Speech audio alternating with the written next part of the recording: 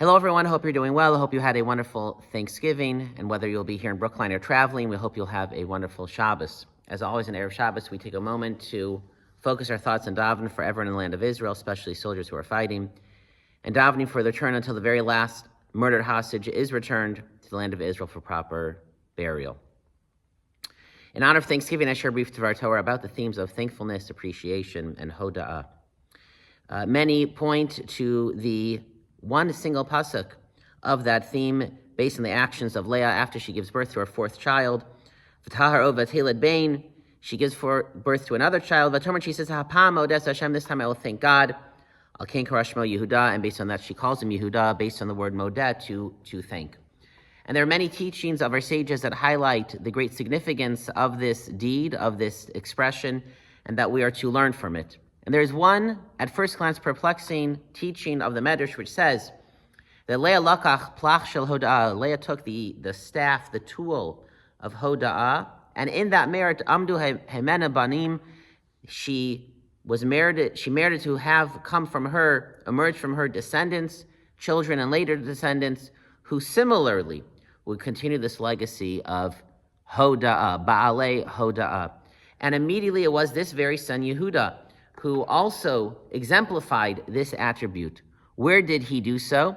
The Medrash says, well, later, 2 weeks from now, in the story of Tamar, when Yehuda at first sins, he does not give one of his sons to marry Tamar, who had been the widow of a different son, and then Yehuda actually fathers a child with Tamar, but at first does not realize that, does not want to admit it, and only when Tamar presents the evidence before him, before she'll be put to death publicly, Yehuda immediately says,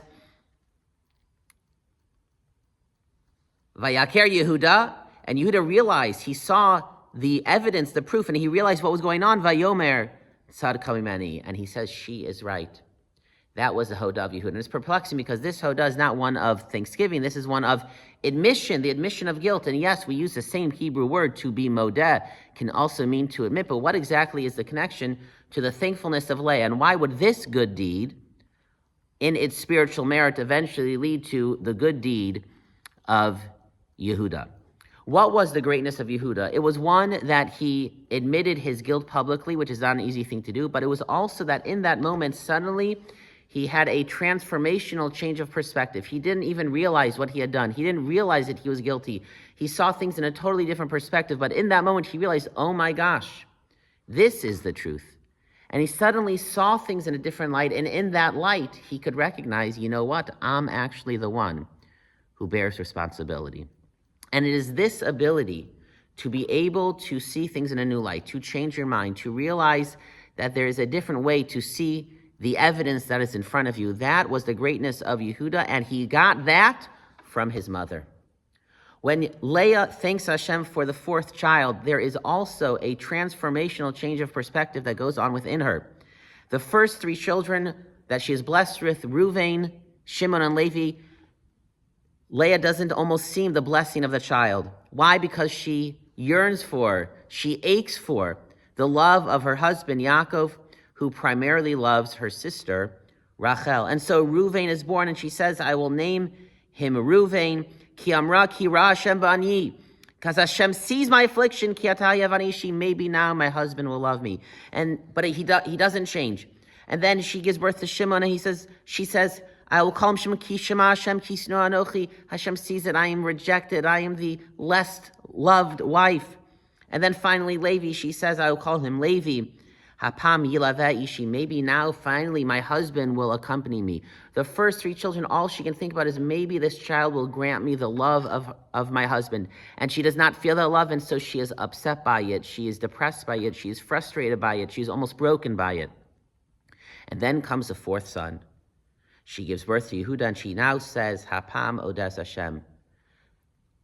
I realize I've been missing everything. Yes, I am missing something that I want, the primary love of my husband, but I didn't even realize the blessing of my child. And she changes her perspective, and she now no longer is davening for that love. She's not expressing the loss of it, but she is totally focused on just the blessing of the child and being thankful for it. She has this transformational change of mind that until then she was She was sad. She was frustrated. She was angry.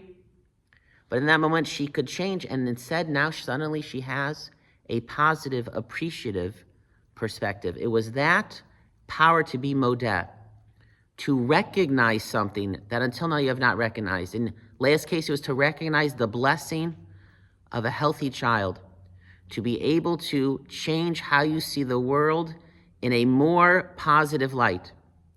And it was that spiritual ability that she bequeathed to her son Yehuda, that Yehuda also used, not to change his mind in order to be thankful, but in order to see the world differently, to see the people around him differently, which would make him realize that he needs to take responsibility, he needs to be modeh. In other words, returning to our parsha, the greatness of Leah was not just that she was thankful for something good that happened. When something good happens to us, something that feels pleasant, an experience that is good, something that clearly is a blessing, of course, there is a duty to be thankful. But the greatness of Leah is to proactively decide to seek out the blessings in our lives. What are the things we take for granted? What are the things we never even realized were a blessing? And to actively find the things that we need to be thankful for. It's not just to be thankful for the things that we enjoy and we appreciate, and to not take for granted. That itself is a great accomplishment, but it is to find the blessings that until now we did not even realize were blessings. And so, it's the day after Thanksgiving, VaYeitzei Thanksgiving, but between the day of Thanksgiving and Parshas VaYeitzei, the Parsha of Leah and the Plach Shel Hoda'ah, the tool of Hoda'ah, let's try to find some time to think, to contemplate, to meditate, and find something in our lives that we never even realized was a blessing, but when we think about it, we are so fortunate to have it, or to have that person, to have had that experience, and then to thank Hashem, and to thank those around us for that learned blessing. Good Shabbos, everyone, and Shabbat Shalom.